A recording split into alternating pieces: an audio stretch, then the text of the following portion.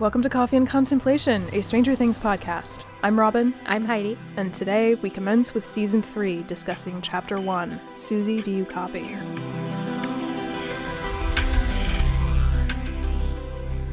Hey everybody, before we begin today, wanted to make a just quick detour and explain something that I think is important for contextualizing this season, and that is many of these episodes were recorded prior to Russia's invasion of Ukraine. So honestly, coming at this season, this particular season, given what's happening, to be specifically looking at this portrayal of Russia and the way that so much of its evil is portrayed as very caricatured and overly stylized and sort of stereotypical quote-unquote evil Russia, given the fact that we are seeing real evil happening right now in 2022. So that juxtaposition is a little bit uncomfortable, and so we just wanted to acknowledge that. In the show notes, you will also find, if you're interested, there are some resources for ways to support Ukraine, and moving forward into the season, when we talk about Russia, it is strictly based on how they are portrayed within this series. It does not in any way reflect how we feel about what is happening. But yeah, just wanted to make a quick mention of that up front, and now, on with the podcast.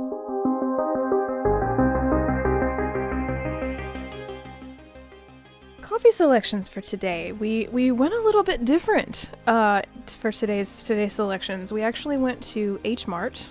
I don't know if it's just local to us, but I think it's at least national. Yes, my friend in Seattle goes to H Mart all the time. Well, there we go. Yeah. So H Mart, an Asian market, and we got some bubble tea. I got a green tea matcha, and I got a strawberry fruit tea with popping mango.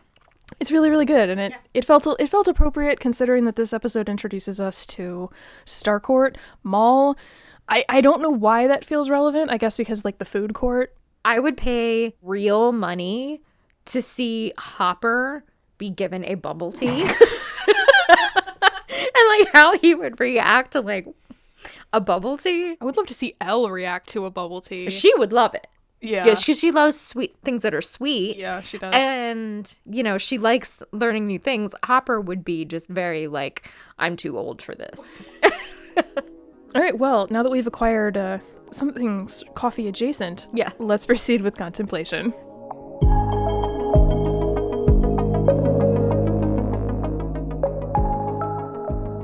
The kind of cool thing is that Stranger Things 3 was the first time that you and I actually watched the show together. Yeah, that's true. I mean, we did the thing. We binged it on July 4th. We went all the way through, and we were already kind of contemplating a podcast. And so we actually recorded our fears, hopes, expectations, and then we also recorded our like immediate reactions right after, just on my phone, and I may drop in a clip or two as we go. But moving into this current season, I don't think it's a secret at this point, if you've been listening to the episodes, that we're not the biggest fans of season 3. But I want to go ahead and say, like, right off the top, that our goal moving forward is to try and see the good here, you know, and give the benefit of the doubt for the vision behind this season, and maybe most importantly, try to explore and excavate why some of the changes and decisions that were made here rattle us so deeply, and then maybe even try to see past them. And I want to read a quote from the Stranger Things Worlds Turned Upside Down book.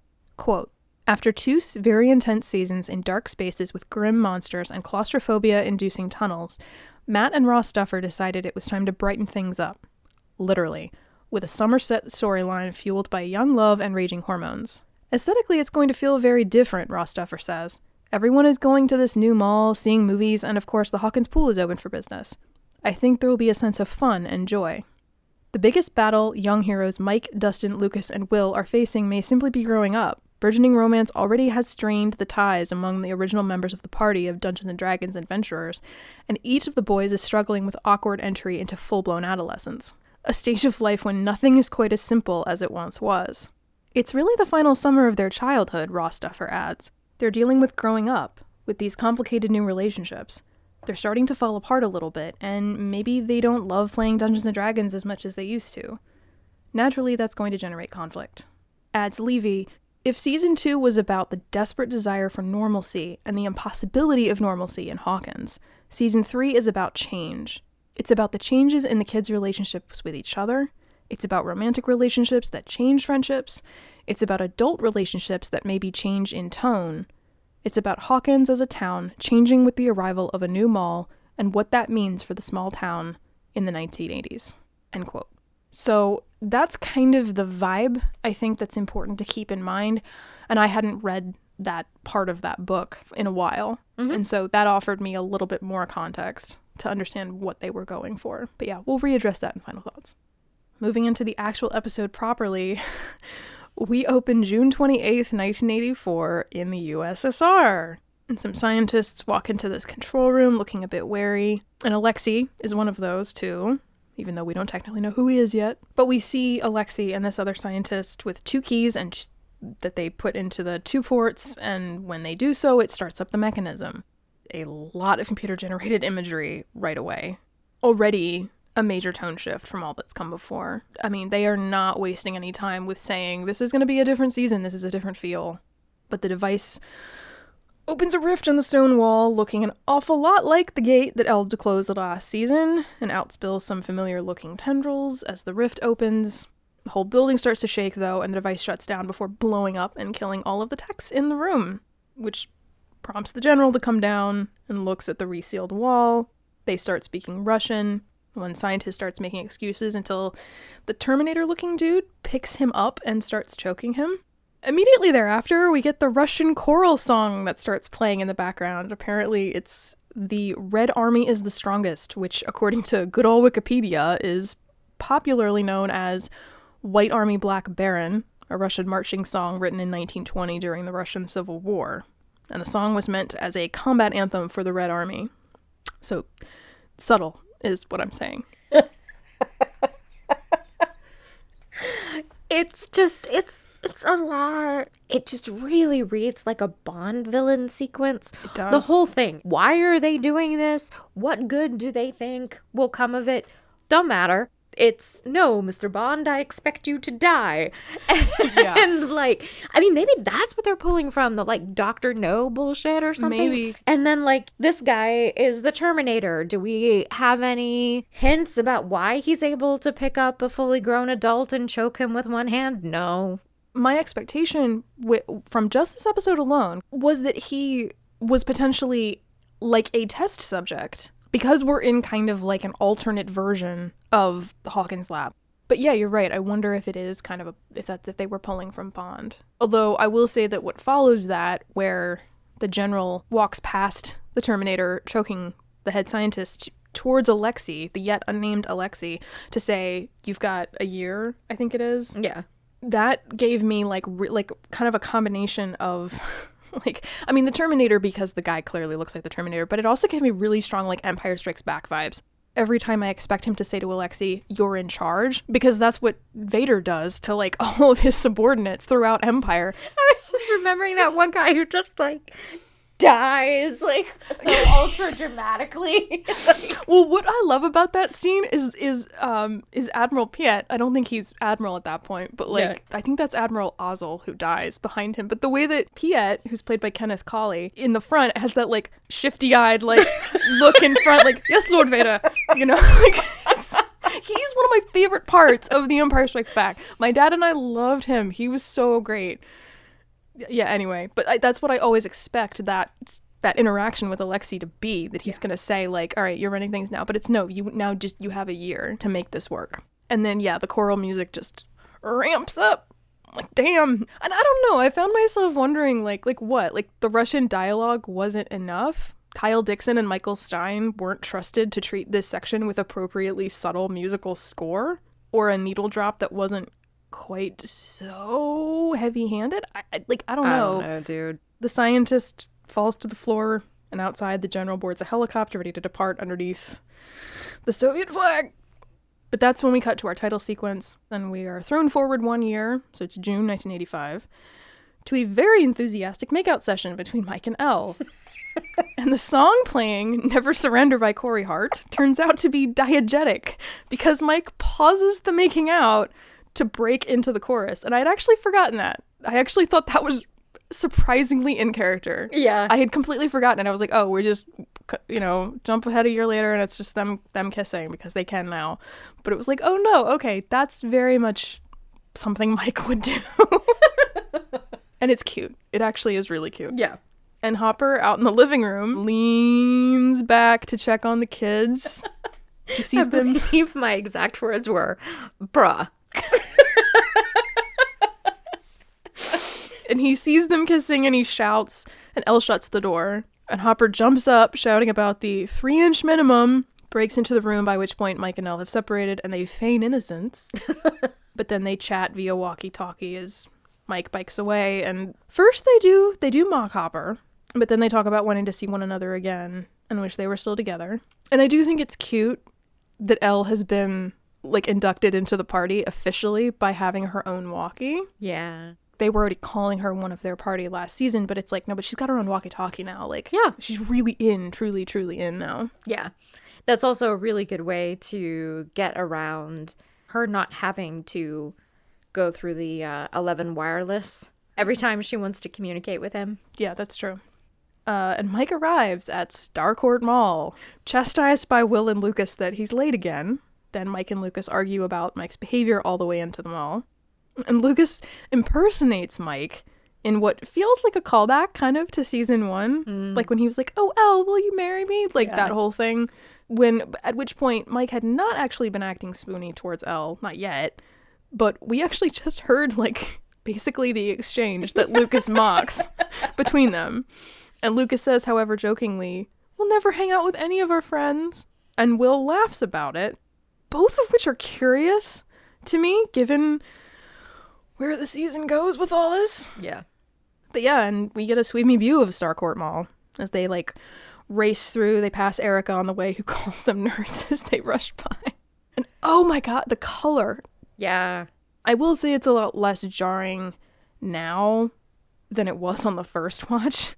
Like, it's such a contrast to the last 2 seasons. This feels closer. I'm not saying it is. I'm saying it feels a little closer to 80s caricature and stereotype, the sort of like, quote unquote amusement park version of the decade. Yeah. Not unlike the way that Back to the Future treated the 50s. I feel like the previous 2 seasons, full of homage and reference though they were, I feel like they felt more like 80s slice of life and vibe more than they felt like this. No, I think you're really onto something there. One of the things I remember talking about in season 1, episode 1, is how grounded everything is, not just in the 80s aesthetic, but in like the entire worldview and like the detail, and it was so well grounded. This just doesn't feel the same way. I would also argue that Mad Max, Chapter 1 Mad Max, does the same thing, because it feels like the fantastical elements are going to feel that much more scary and dangerous, and you're dealing with characters that have all like been through some shit even before we meet them. Yeah. And this feels very like, well, we're all in a good place now. I think that might be what they were going for. Also, it's a different season. It's not the fall, so like a lot of the colors and the costumes are brighter because it's end of June. We're almost to the 4th of July. That comes with the territory. And I think what probably, you and I are just like, we kind of liked that autumnal, chillier, more austere atmosphere. And I think, like, if they are trying to make Starcourt a character in and of itself, separate from the fact that it is, in fact, what it is, and have it be kind of like a symbol for the article that Nancy pitches, like, the threat to small town America type deal, I think that maybe the colors and the vibe and the, like, sort of overwhelming opulence of the mall, we're seeing the mall through the filter of the characters because they've never seen anything like this. It's new, it's sparkly, it's bright, but I don't know that it's that successful for me. I don't even necessarily think that like I associate, or that I need to associate, Stranger Things with being autumn, but there's something about it that doesn't land. I think part of it is that like something that I have thought about a lot in the last like couple of weeks in preparing to do season 3 is that as of this recording, we're in the midst of the build up to season 4. And so in thinking a lot about, okay, well, season 4 is going to be spring break. I actually think that they did seasons 3 and 4 in the wrong order. By that, I mean, I think they should have done spring and then summer. The idea is great, but I think it was too jarring too quickly. Too much of a tone shift too fast. Because I don't actually think any of this is like bad, inherently bad. I just think it's too much of a contrast too quickly.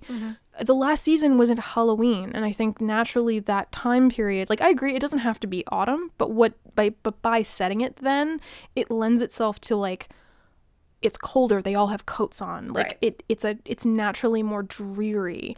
And something actually another podcaster I heard once say about Neil Gaiman and Neil Gaiman's work is that even if it's something lovely and nice, there's always this underlying sense of that something might not be, that there's something at the edge that you just can't quite see. You have no reason to suspect it, but just there's this vibe, like something's just not quite totally, it's not all like happy. Like there's just something like, I don't know what the word would, I don't remember the words that she used, but like that it's just, there's a little bit of danger like just around the corner. I actually kind of like that about Neil Gaiman's work, but I think that's something that you find in those first 2 seasons is that even in the stuff like with the kids, like, you know, Nancy and Steve and Barb and like that whole stuff in the first season, even though you're dealing with like teen romance there, because again, that's teen romance, let us not forget. Yeah.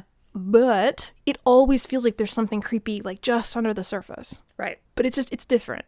And I think that the difference was too abrupt. Yeah. But yeah, so they move through the mall and they end up at Scoops Ahoy, the ice cream parlor. They and us meet Robin and they ask if Steve is there, and he begrudgingly lets them through the back door to sneak into the movie theater for free. They sneak past the Back to the Future poster and into a packed theater playing a sneak preview of Day of the Dead. But then the movie shuts off. All of Starcourt goes dark. Full-on power outage. And the musical score here is the track The Upside Down, which I thought was, it's not like a earth-shattering choice, but I liked it. And the power goes out across all of Hawkins, which leads to the barn at the edge of town where the ground is shaking and some freaky shit's going on. Right before the power comes back on. And while the film starts up again, Will feels the sensation of the mind flare. And Mike notices. He notices something's up with Will and asks if he's okay. And Will, like last season, pretends like he's fine. And though I had to admit, though, like, I don't know that there's a whole lot Will could really say in this moment because they're in a big crowded theater. And then cut to the next morning when Jonathan and Nancy wake up late, scrambling, and she sneaks out the window. Which is hilarious to be like, why is she bothering? Well, clearly, because, yeah, Joyce doesn't care. Joyce knows. And yeah, like, Joyce continues to look healthier and healthier from season to season. Joyce is an MVP of the season for me, and the series at large. Like, even when the writing can like stray out of character, like somehow Ryder just always manages to stay consistent. And yeah, like MVP. Will calls Jonathan and Nancy's behavior gross, to which Joyce says she doesn't think he'll think it's gross when he falls in love, to which he responds, I'm not going to fall in love. This season is very much Will coming to terms with the fact that he is either ace or he is gay. Or bi. Maybe. But I remember being Will's age and being very much like, you are not gonna catch me behaving like that. I do think it's cute, though, that Joyce doesn't seem to buy it. She's just like, okay. Yeah. And I choose to believe that she will still feel that way regardless of whatever happens with Will, whenever, if ever, and with whomever he loves. Oh, yeah. She used Christmas lights to communicate with him in another dimension. She's not gonna fucking care if he has a boyfriend. Like, it is not that serious. The Christmas lights and the upside down, that was serious. I think, like, kind of like what you said about, like that the Demogorgon or the Demodog body in the fridge would probably not be the weirdest thing that she ever found in the fridge. Will turning out to not be straight would probably not be the strangest thing. She's like, but no. Also, like, we never find out what happened with that, by the way. The dog? The dog! We never find out! Like, I guess we just have to infer that, like, we told Owens about it and they came and got it, but I'm like, I want to see that scene! I just am picturing Joyce just, like, wanting, like, orange juice or something and opening her fridge and just being like, oh, Jesus Christ. Do you remember from the first series of Sherlock when John like goes into the kitchen and like opens the fridge door and there's a head and he just goes, "Oh." Sorry, I should have waited till you weren't drinking. Yeah, probably much the same vibe. But yeah, Jonathan and Nancy bicker on the way to the office, and he tries to be encouraging, but she shuts it down. She's like, and I think they're definitely sowing seeds for their argument to come. Their car passes the Hendersons, which hands us off to Dustin, who's trying to reach the rest of the party as he's on his way home from camp, having been away a whole month. His mom absolutely knows that the kids are waiting for him, I think. And I also... Like, where did she go? Did she just, like, drop him off and bounce? Maybe, yeah, I don't know. I don't know. Yeah. Doesn't matter.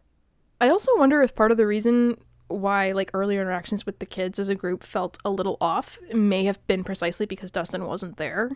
And, like, his presence, I mean, and I just think in general, his presence changes the chemistry of their group dynamic. And perhaps that's also what contributes to some of the BS that goes on later. Mm-hmm. And then the scene from the trailer plays out in which the robots and toys start coming to life on their own, they seemingly freaking Dustin out until the rest of the party sneaks out to surprise him, which is really sweet. Yes, it is. It's very sweet. It's too bad it culminates with him spraying Lucas in the eyes with the hairspray, though. The road to hell, etc., etc.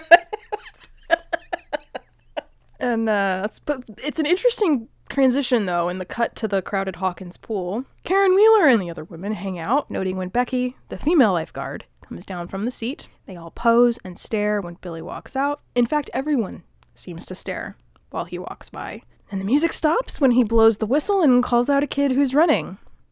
So I have It's quite a large oof. I mean, this whole sequence is really crude. Like, I get that it's supposed to be an inverse of an 80s trope. Fast Times at Ridgemont High, but some of the stuff we've looked at throughout the past 2 seasons have been like, well, when they make an homage, it's still moving the story forward. You could remove the homage and it still contributes to Stranger Things as its own entity. Mm-hmm. This doesn't do that. This is not part of the story or character development. It's just reenactment. And we would lose nothing if it got cut. Like, twice Billy has to call that kid a name? Twice? I find that I want to give the Duffers the benefit of the doubt, in that I want to give them the credit that they know that what Billy says is awful, and that maybe that's the point, that like they're trying to make him unlikable, like at odds, you know, with the whole smoking hot slow-mo strut business. But then that feels at odds with the ending of the episode and the season at large, when we're clearly supposed to empathize with him. So like, what are they doing? I really, really enjoy breaking down the difference between male gaze and female gaze. And that in and of itself is very, very complicated, because you have straight male gaze, then you have gay male gaze, and then you have like what is expected to be female gaze versus what is, and like, you know, the difference between Harley Quinn in Birds of Prey versus in the other films. And like, I think all of that is there's like a really rich conversation to be had there. It's possible they were trying to flip that, like, oh, you know, the girl comes out of the swimming pool and the water is flowing off of her and she's like tossing her hair back and forth. Like, you know, they were like, maybe they were trying to invert that by having Billy be the object of desire. However, this is not female gaze. Female gaze would be portraying Billy in a way that is desirable and attractive from start to finish.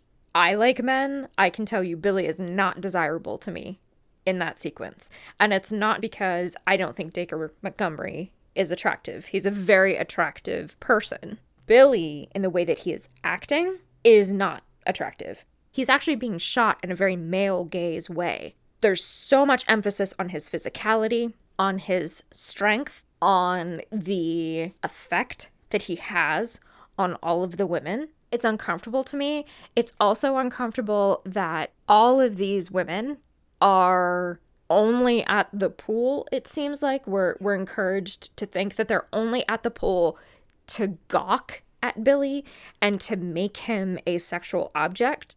It's possible that like a group of women would be like, oh, you know, check out Billy. Like Billy's looking very Baywatch, or like Billy's looking hot or whatever, but like purposely going and like pin up posing as he walks by. Like I just don't know of any women who would behave like that. I mean, maybe like teenage girls to a guy that is their age. Like, Yeah. I mean, actually think about the way that they did that last season. Like when he pulled up, when you first saw him and the girls were like, will you check out that ass? Like, and he's like, part of that's because he pulls up in the car. And I could look at all that and just be like, okay, well, I'm really fussy about this kind of thing, whatever. But I think the thing that tips this scene over the edge for me and makes it really actually very uncomfortable is the fact that these women, including Karen, continue to react to him as if he's sex on a stick after he has just been incredibly cruel to this other person. Even if it had been an adult that he had like called lard ass and had berated, or even if he had used some other kind of insult, the fact that he is like incredibly cruel to another person and they continue to seriously want to jump his bones, there's something dark about that. If he had been yelling at the kid and saying, hey, no running, you know it's dangerous, you know what the rules are, if you do it again, I'm gonna kick you out. That would not have bothered me if he's saying something like that. He's actually looking out for the kid's safety. If he said something like, I don't want you falling and cracking your head open, fine.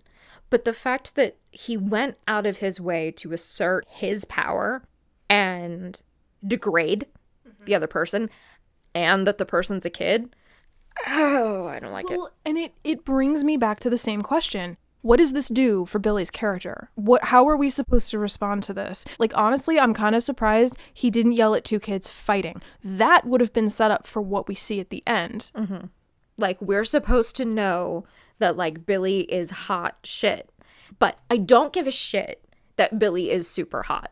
I don't care about him. I don't like him. I don't feel any empathy for him, especially given everything that we have seen from him in the season before. And if you wanted to lean into that, where he's like projecting this hot shit exterior, but there's like a lot of inner turmoil inside, we can absolutely do that.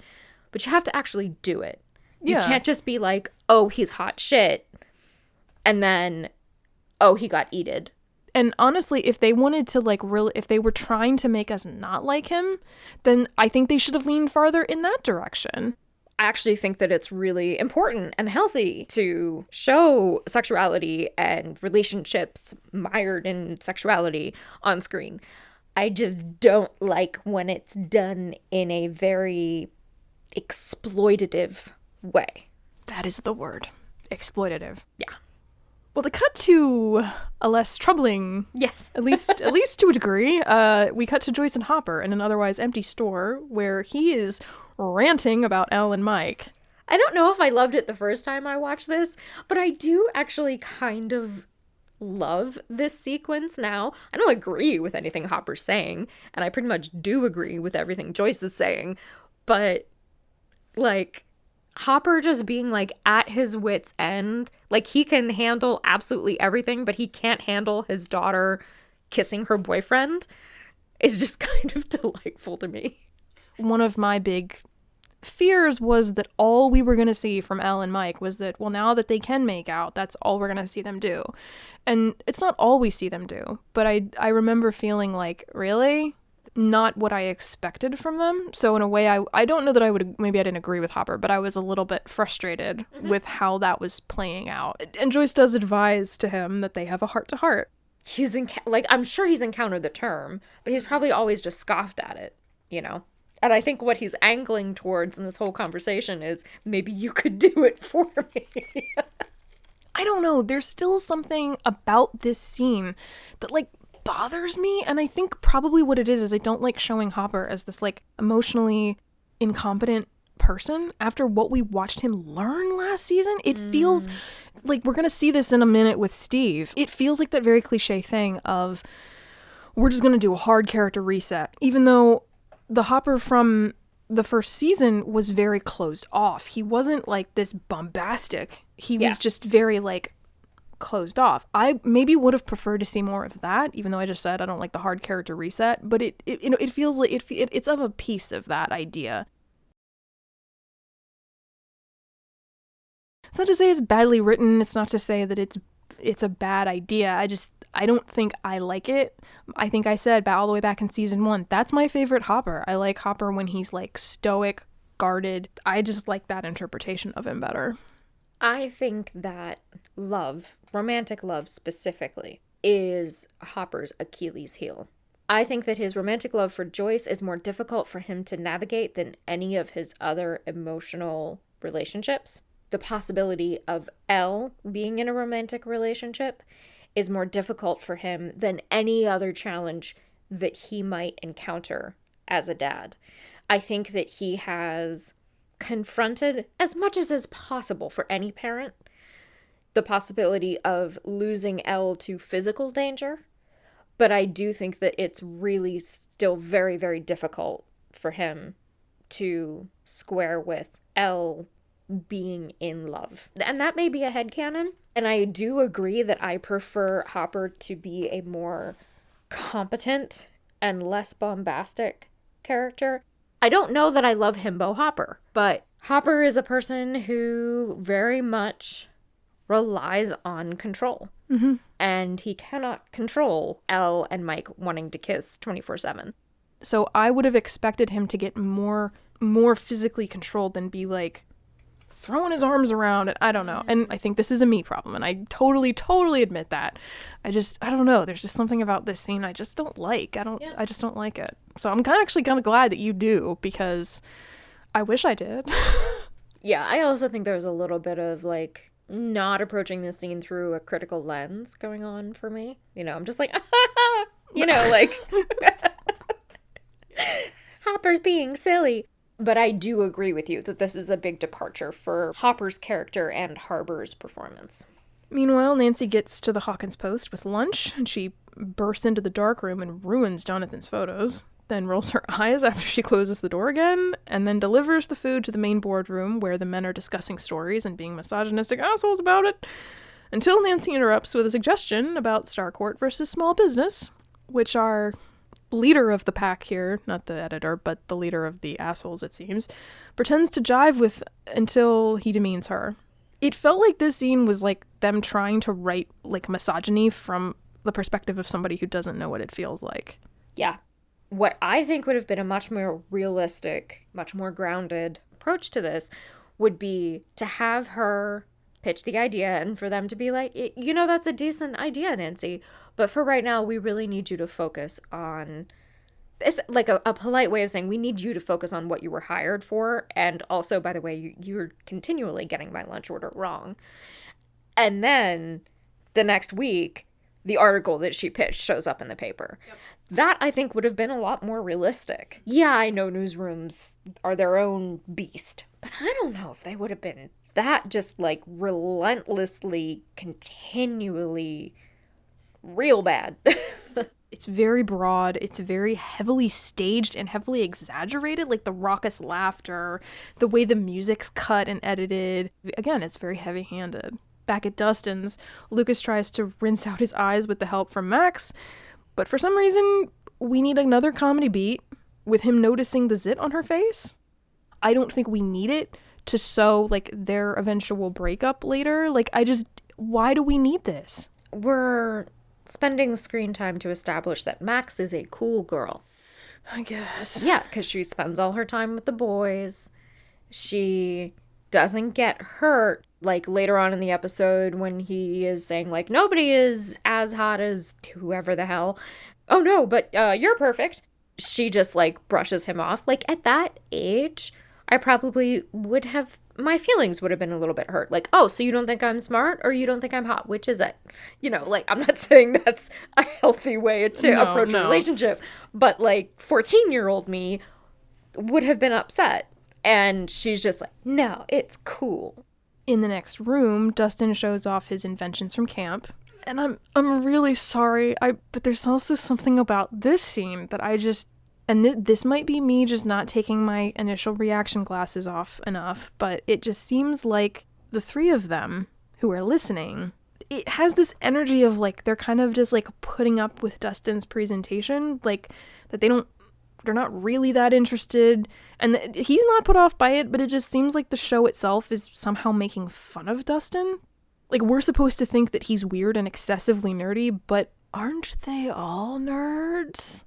If there is this theme of change and growing up and growing out of things, I can't imagine that they would all have just stopped being interested in science. Yeah. Full tilt this quickly. The school year only ended like a month ago. Yeah. Especially Mike wanting to be supportive of his best friends, no matter what shape that takes. But Dustin drops the news that he's got a girlfriend, Suzie, and they're going to go and try to talk to her through Cerebro. Back over at Scoops Ahoy, Steve is unsuccessfully flirting with female clientele, and he is raked over the coals by Robin, who we get to meet a little bit more properly. So actually what I'm going to do here is I'm actually going to play a clip from our 2019 discussion. I want to hear the way that you phrased it back then. This is the idea that you had as a script doctoring approach to how you would have written this scene. Like the charisma is the word that I keep coming back to from season 1. I understand that his life circumstances have changed, but like he was so fucking smooth that first season, and even into the second season too. Yeah. Like how I would have written that scene and how I would have directed it is girls and girls and girls and girls and girls are coming into this Scoops Ahoy trying to get a look at Steve, and he just doesn't even register that these girls are paying him attention because he feels so much self-loathing that he doesn't understand why girls would be looking at him. And Robin's like, I would have the whiteboard be like, this is the 14th girl that has been wanting to go out with you, and you just don't even know. And he's like, I make $3 an hour. I couldn't even get into tech school. Oh, yeah. Like, much better. Part of the reason I think that this suggestion is brilliant is because regardless of the Scoops Ahoy uniform, I cannot fathom that his former high school royalty reputation would have fallen apart that fast. Yeah. He would have only graduated a matter of 2 to 3 to maybe 4 weeks earlier. The one additional thing that I will offer all these years later to your idea is that he calls out his own, in like the fact that he couldn't get in. Yeah. We have seen that he is a tactical thinker. And we will see that he notices background details. So I don't think that he would volunteer the information that he's not going to college. So my revision or addition is that the girls are coming in, they're still keen on him, but he is flirting back. And then they ask him things like, so where are you going to school? Or, so which college team will you be playing for? You know, stuff like that. And then he has to try to think on the spot. Oh, I'm taking a semester off or something like that. Well, and somehow that, you know, he winds up being cornered and he ends up sort of fumbling and sort of forced to confess, or like they can just tell he's making it up, which is kind of what he does in this scene, but that he wouldn't start there. Yeah. And that he'd be prompted by them. Because the thing is, I also get that for some people, when they have a setback and they're feeling not particularly confident, they will regress back to old behaviors, old habits, but I just don't think that Steve would do this. Steve is not Elle. Steve is not even Mike. We don't get time to go into Steve's inner life. So the only thing that we see is his outer behaviors, but I don't think that we as audience members are supposed to, in air quotes, necessarily be paying as much attention to Steve as you and I do. But what that means is, you know, up to now, it has fostered a really engaging conversation. What are Steve's motivations? And now it's just like, there's really no more investment in him as a character. When he talks to Robin and she says a thing about, which I actually really love that moment of tenderness from her. Like, I don't love the, like, you suck thing. Like, it's, you know, it's fine as far as it goes. But, like, the moment where she kind of sets that aside and is like, why don't you just try being you? Like, because I think even by that point, she's already going like, you're not at all the person I thought you were, or at least not nearly as bad as I thought. But that little monologue he has where he just goes, this is basically everything that's been going on for me. They blow right past that. We could have traded in some of these cringier jokes for more time with that. Or like maybe, I don't know, let Joe Keery have a moment there at least. Like, I get that the whole point of that, to some extent, is to demonstrate what she's talking about. Because the moment where he, like, bounces back to the counter and does the, like, ahoy, ladies, like, that feels like a cringy inverse or repetition of the when he opened the doors for Nancy and Barb in season 1. Then it felt like cool, but now I don't know. There's a lot of missed opportunity here. Yeah. If nothing else, if they had just let him live in that monologue a little bit, I think it would have gone a long way. Yeah, I do too. Back at the department store, Joyce tries to coach Hopper through the heart-to-heart, and then there's a moment between them in which Hopper just goes for it and asks her to dinner, but she says no, and he's clearly disappointed, and then it's understandably awkward. The kids climb the hill while Dustin fills them in about the obstacles for he and Suzie, that she's Mormon and he's not, and it's actually a pretty decent excuse, by Stranger Things kid logic anyway, for why Dustin has to go through all this effort. Well, also, I mean, remember in the 80s, long distance charges were a thing. You can get on the phone and just like talk for hours and hours with your friend who was, across the country, because your parents would find out and you'd get in trouble for having racked up long distance charges. But apparently Elle has to get home. So she and Mike bounce. At 4 p.m. The exchange of, it's romantic, it's gross, it's bullshit, feels really scripted. Yeah. Will gets the feeling again while they resume their climb, and again doesn't say anything, but meanwhile rats run by, converging at the barn, in the basement of which they all keel over and explode in super gross fashion. Yeah, not too proud to admit I didn't watch that this time around. And then there's a surreal match cut to Karen Wheeler doing laps in the pool, and Billy watches her from the lifeguard seat in corresponding creepy slow motion. And Karen gets out of the pool and he offers her a towel. Lots more innuendo follows as they flirt, and he offers to give her private lessons, the workout of your life.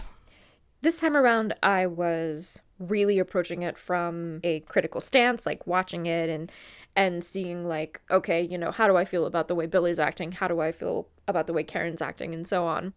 The scene, I don't dig it. I don't ship it. But I do have to say that, like, she never says yes. She never says that she's going to show up. If I had been in Billy's position, I would have assumed that it was not a date. So within the context of not liking the scene as a whole, I like that she is, like, kind of overwhelmed by him flirting with her because she's clearly very attracted to him, but that she doesn't say, why, yes, I will meet you at a motel and cheat on my husband and so on. The look that she gives him at the end, it's that very, like, it's the capital T, capital L, the look. Yeah. But you're right, she never actually says yes.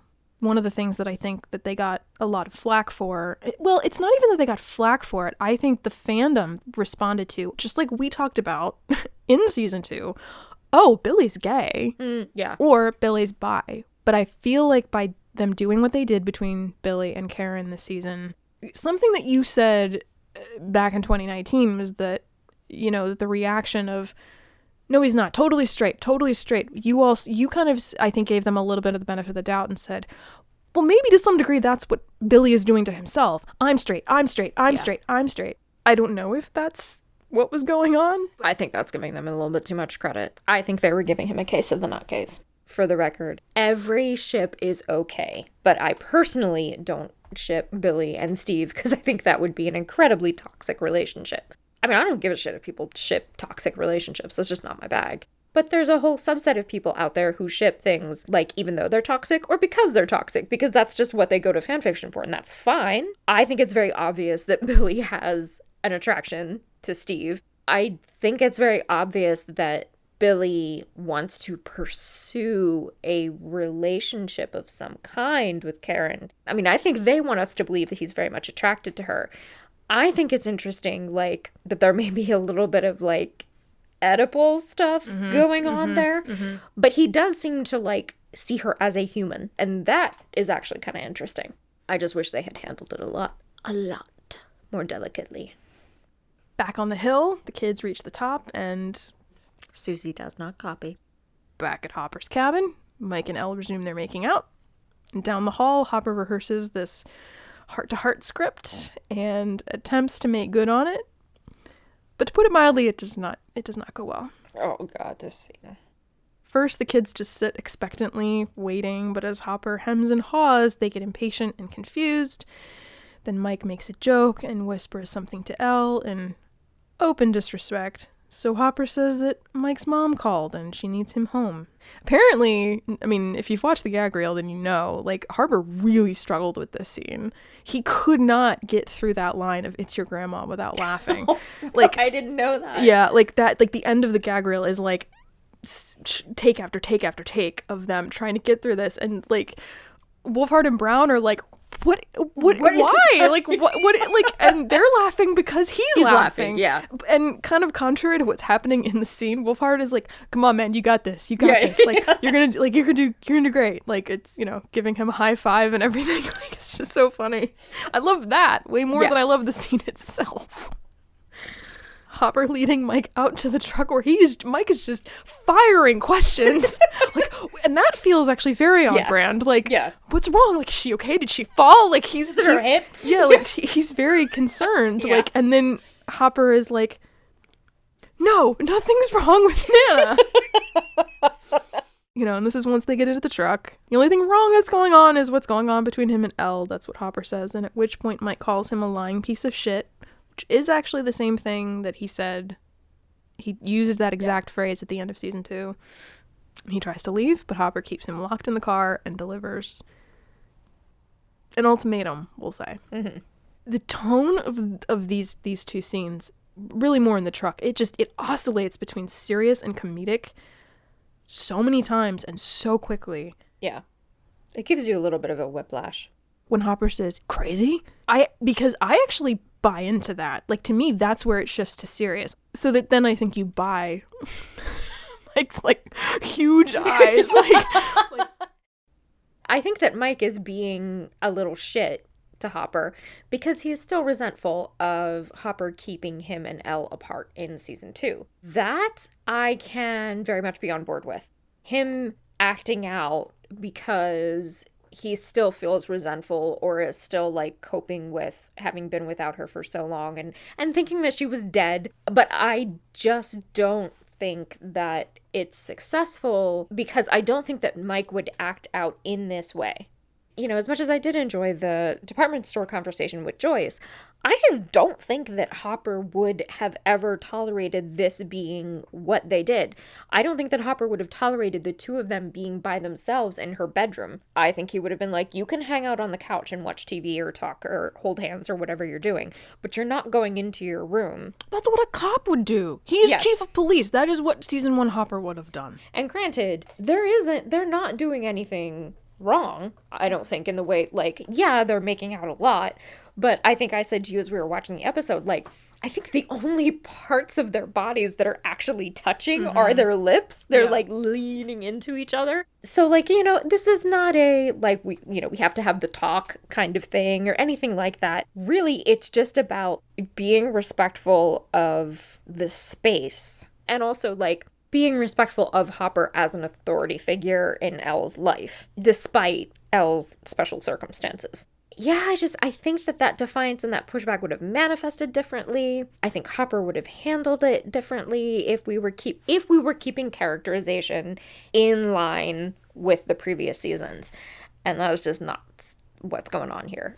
Mike rebelling in a way. To me, a better version of that would be him sneaking her out to go off to Starcourt Mall, like, or, you know, because something that I said in 2019 that I think we'll get into more probably in the next episode is that Mike's characterization of the past 2 seasons, and I would even say a little bit, we see more of this later in season 3, is that he likes to introduce things to people. He likes to not necessarily be the leader, but like, I think that's why he liked to DM. I think that's why, and I don't mean he likes to mansplain. I don't mean that at all, but he likes to, like, when he and Elle meet, he's like, well, this is the recliner, and let me introduce things to you. I like, you know, these are my toys, and he likes sharing things with people. It just would have been cool to have seen more of that. Yeah. And I think that especially if he is showing open rebellion to Hopper, then yeah, like, he's sneaking her out, or he's like being more like cold shoulder, like being openly condescending just doesn't feel like Mike to me. I do enjoy, though, when Mike looks at him with those huge eyes, it takes me right back to the scene in the office back in the beginning of the series where like he's like looking at Hopper and like nodding and like it's a real road. It's just with a name that's made up, you know? Yeah. We cut out of that to back to the hill where it's now full dark and still no word from Suzie. You know, we get that exchange between Lucas and Max. And then they leave, and like honestly, I don't blame them. They've been just sitting around like waiting at this point. Yeah. Like we're gonna go. You know, they're probably gonna go and make out now. Yeah, probably. And then Will has to go too, but he asks about playing D&D tomorrow, which implies to me that like he still wants to hang out with Dustin. He's just like I have a slightly overprotective parent at this point too. But once all alone, of course, Cerebro does pick up a signal, but it ain't Suzie, and we cut to the Russian base of operations and catch up with the still unnamed Alexei supervising a new device, presumably, because we don't see it. Meanwhile, Karen Wheeler gets all dolled up to Cutting Crew's I Just Died in Your Arms Tonight, which I actually think is it's a perfect needle drop, because I feel like you can find some double meaning there. Potentially end of her relationship with her husband, her lifestyle, especially as she goes downstairs and she sees Ted and Holly asleep in front of the TV. And that's when she seems to waver. Billy, on the other hand, flies down the road, rehearsing what he's going to say to Karen. And I don't know, man, like between this and the scene at the pool, there's something about the way that he's playing this. He sounds a lot more amateurish than he did in that scene with Karen at the end of season 2. Totally in control. I know exactly what I'm doing. I know exactly how to play you. Yeah. But something about these two sequences feel more like a kid playing at doing this thing. So there's two possible interpretations. One is that Billy is great at manipulating people, but he's not used to women being like, yeah, sure, okay, I'll meet you at this like out of the way motel and we can have an affair. So it's possible that this is, I mean, if not his first younger woman, this may be his first older woman. Mm-hmm. So maybe he's actually feeling a little bit vulnerable. Mm-hmm. And then the other kind of interpretation is that they're just trying to make him human because he's about to get eated. Or so we assume. Because, yeah, something rams his car off the road. He gets out at the now familiar looking barn, and he takes his anger out on his car for some reason. He does not deserve that car. I want that on record. He does not deserve that car. I mean, the car didn't do anything. No. And he only seems to question that when he spots something gooey on the side of it where it was hit. Something moves around, unseen, grabs his ankle, and drags him down into the basement. Into the pit of despair. And that's where the episode ends. Final thoughts? It's time for a drink. Yeah. That happened. This was really not a strong start. If this was just something that I was checking out for the first time, I would not proceed. No. I feel a little less judgmental about it now, but I don't know that I necessarily disagree with that statement, at least to a degree. This does not, to me, have any of the same opening kick-ass power that either The Vanishing of Will Byers or Mad Max did. Yeah. And rewatching this episode for a critical rewatch, I liked it more than I expected to. And one of the biggest telltale signs of how different it is the fact that all the finesse, truly, the subtlety is gone. Yeah. Not to say that we don't get character development, we don't get great moments, because we do. Mm-hmm. I liked Robin immediately. Yeah. I really feel like this episode indicates that they got spooked after season 2. I think that because the reception was nowhere near as strong as season 1, and because of some of the nature of the feedback they got, where they tried to make the world bigger, when they tried to do things that were out of what we already expected. And I'm not just talking about The Lost Sister. I mean, there are other elements of that season that I think do that. I didn't like not having a big bad in Hawkins, I think, not just Brenner, but the fact that the lab wasn't quite so cut and dry evil. I think that this is a direct response to the negative criticism. And I think that makes me sad, because I really think if they had trusted their own instincts more, and I don't know, maybe I'm giving them too much, credit for season 2, and it was just what they wanted to do in the moment. It didn't go past that. But yeah. It's hard not to see this as a big step backwards. Yeah. I mean, I'm kind of reminded, not to, step into something that's very controversial, but I am kind of reminded of the difference between The Last Jedi and The Rise of Skywalker, in that The Last Jedi was released, it had the reception that it had, and rather than sticking to their guns and being like, no, this is the vision that we have or that we had for the sequel trilogy, this is the direction we're going. Yeah. Maybe you just prefer the, you know, the Tridge, that's cool. They tried to reverse the freight train, and it did not work. Now, the difference between The Last Jedi and The Rise of Skywalker is significantly larger and more atrocious. I was going to say, I do than think the difference between Stranger Things 2 and 3. Stranger Things 3, even though, yes, I have sat here and have, like, you know, voiced my grievances, I do actually still very much enjoy the show as of the end of season 3. So it's not like that, but I do see a little bit of, like, the same flavor happening. Mm-hmm. There are moments that are great that we will see as we go. So what's your favorite scene of this episode? That moment between Robin and Steve when she said, why don't you just try being yourself? When Nancy and Jonathan wake up, and then even though it's ridiculous that she sneaks out because Joyce clearly knows she's there. Yeah. And the conversation between Will and Joyce because they're adorable. That's my little pocket of happiness. I think that there's something to be said for the fact that, you know, something that I have said actually a lot in the past is that they do listen to their audience. And I think that in some cases that is actually a really amazing thing. Yeah. That's where, you know, not in this episode, obviously, but in episodes to come, like, we really see them invest more in the Steve and Dustin relationship. Yeah. The fact that people seemed to really respond to Steve as a character, they've continued to include him more. I have a feeling we're going to see a lot more of him in season 4.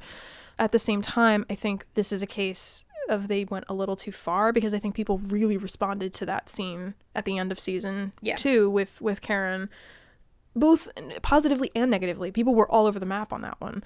But I don't think they ever, to me, that sequence did not read as like, this is something that we have like plans for. Right. And so I feel that they heard that and tried to like really incorporate it, and it just didn't go the way I think it could have. I mean, not to say I don't know. It gets icky. Yeah. I find that a lot of the stuff between them in this episode is icky. Mm-hmm. Not, again, kind of to echo some of the stuff you said, like, it's not just because there's like sexuality involved. It's more because of the fact that, yeah, like exactly what it looks like. She comes downstairs and there's Ted and Holly. You know, this is your life. And it's interesting that they don't overdo it with Ted and Holly. It's one shot. That I actually did like. You know, in real life situations, I have very strong feelings about people who cheat on their partners. But what I really liked about that scene is it's not like, oh, Ted is so amazing and I love Ted. It's like, this is my life. And Ted trusts me. This is the life that we've built together. And I'm looking at throwing it away just for a bit of excitement. What am I doing is what she's saying. And it's not, I love Billy or I could love Billy. And it's not, oh, I love Ted. It actually reminded me a lot of this scene in the film Moonstruck, where the matriarch of the family is getting like flirted with by this guy who's roughly her age, actually. And they platonically have dinner together, and then he walks her home and he's like trying to flirt with her the whole time, and she's just kind of tolerating him. Mm-hmm. So it's not like Karen and Billy in that way. But they get to her door and he's trying to like orchestrate an invitation inside. Eventually she says, no, because I know who I am. Mm. And I think that's kind of the conversation that Karen's having with herself at that moment. Who am I? And I don't think I'm going to do this. Yeah, the episode could have done with a little bit more of this flavor. Yes. So moving forward, one of the things that's also in play here, right from the jump, is that, as we've discussed, you know, Stranger Things plays with genre. And up to now, it's mostly been like fantastical or you know, at least in the adventure genres. It's been monster movies, fantasy, sci-fi, thriller, horror. And this, I believe, this season introduces 80s teen comedy and rom-com. And I think that's why a lot of people buy into it, because it is on brand for the decade for 80s nostalgia, but they don't necessarily jive with those other genres. Like, tonally, it's a mismatch between, like, you know, more grounded stuff like The Breakfast Club or Overboard, you know, compared to The Dark Crystal and The Goonies. Those two might work well, like, in a movie marathon, but I don't think they can occupy the same space, like the same world. Like, one ultimately would have to submit to the other if you mash them together. Fantasy characters either get a break from their usual, like, high concept, dire stakes adventures, or the normies from something more like our own world get a shock that magic and monsters are real, or they get wrapped up in all the conspiracy theories they've heard about and they now must get involved. Right. So to have the tones of both in play here, granted, season 1 managed to do a lot of that, like I said, with Nancy and Steve and Barb and Jonathan, but that was a lot more subtle, and it always seemed to be leading back to the Demogorgon, to Hawkins' lab, and the bigger picture. I don't know that feels true here, and maybe I'm, again, way overthinking it, but that was just something I found myself thinking about. So in that regard, that kind of leads me back to the quote that I had mentioned at the top, because I think that may have been part of kind of like, this may be what a lot of people felt about The Lost Sister. Like, it didn't work for them because it felt too out of place with what else was going on. I don't see it that way. There may be people who don't feel like these genres are at odds with what was going on. And sure. And this may have been, the Duffers and Shawn Levy trying to say, we want to play with the form. We want to try something different. And if that's the case, and if that's really what they're getting at in those opening quotes, and that really was their vision, and they really were trying to continue the genre mashing, I actually can appreciate that. So I know I spent most of the episode going, I don't like this. I don't like this. I don't like this. I still kind of feel like that they're... there's a difference between I don't like this didn't land for me, versus this sucks, this is bad, and you should feel bad.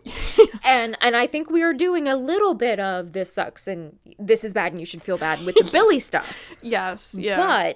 But I don't think that we're doing that so much with the, like, I didn't jive with the Starcourt. I didn't jive with the Hopper being the overprotective dad.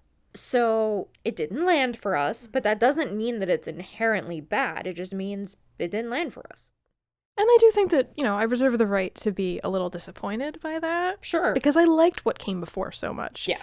So I'm hoping that what we see in season or seasons to come is a blend of the two. Yeah.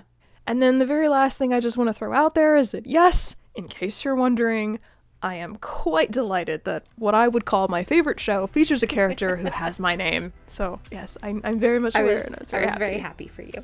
And with that said, that will conclude our contemplation on Chapter 1, Suzie, Do You Copy? If you've got comments, questions, thoughts, you can join the conversation. We're on Instagram as @CoffeeAndContemplationPod and TikTok as @CoffeeAndHawkins. Like, share, subscribe wherever you get your podcasts, and please consider leaving us a review. Thanks for listening. We'll see you next time. Over and out.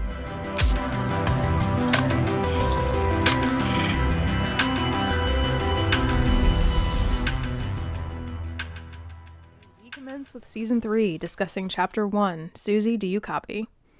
Oof. Coming in hot. Okay. And she's a lot closer with her kids. Well, I'm sure she knows about how much Mike and Elle are kissing, if not through Hop, then through Mike. Or through... I was like, well, wait, huh? So I'm sure that Mike is calling Joyce every evening and saying, Elle and I kissed and it was so nice. Yeah. I don't think that's happening. It'd be hilarious, but I don't think it's happening.